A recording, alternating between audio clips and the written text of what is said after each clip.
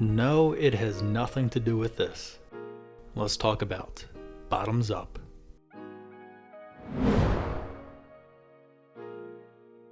Bottoms up is a way of saying cheers before taking a drink with your friends, and it's mostly said before taking a round of shots.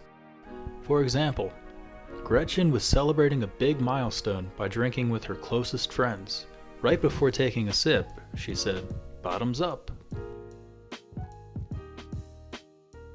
During the 18th and 19th centuries in England, English Navy recruiters would incentivize men to join the military by offering them a king's shilling. If they accepted the shilling, it meant that the recruitment was consensual.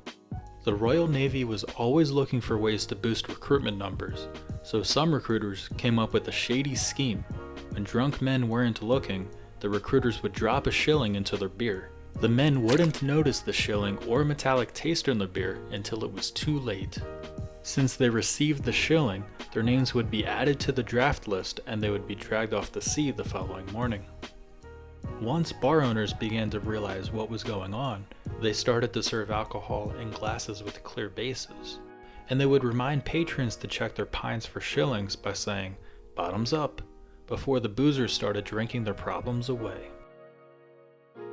The practice of offering the king's shilling was officially brought to an end in 1879, although joining the British Army is still unofficially referred to as taking the Queen's shilling.